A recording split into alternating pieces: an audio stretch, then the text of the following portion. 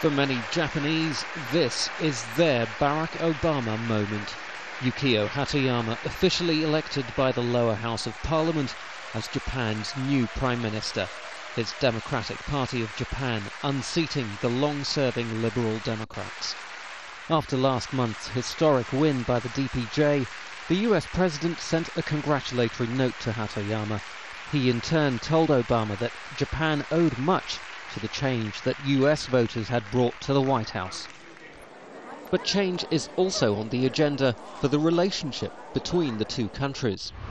The depth of that relationship is plain to see in the US military presence in Japan, whose pacifist constitution makes it heavily reliant on Washington for its defense. But Hatoyama's DPJ has talked of pushing for a more equal partnership in the future.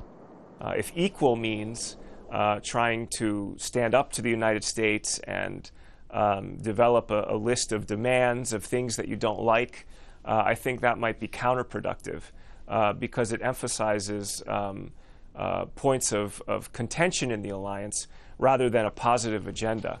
On the other hand, if equal means being proactive and coming up with new ideas on how the US and Japan can cooperate, perhaps in a multilateral context, that would be welcome by the United States.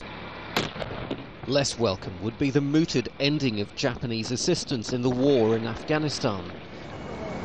Japan's mission to refuel US warships in the Indian Ocean is due to expire in January, and Hatoyama hasn't contradicted those within his party who don't want to extend it.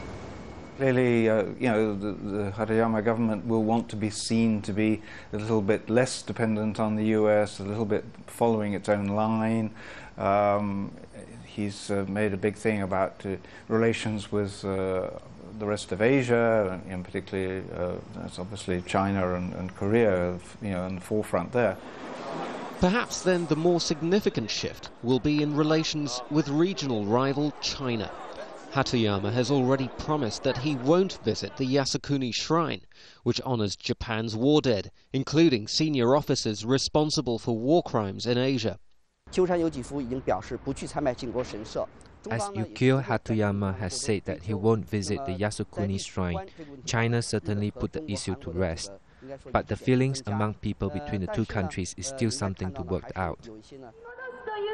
Hatoyama's victory was based on his domestic agenda, his promises to repair the economy and wrest power from the bureaucrats. But around the world, governments are waiting to see what the shockwave from Japan's seismic political upheaval will bring to their shores. Azhar, Sukri, Al Jazeera.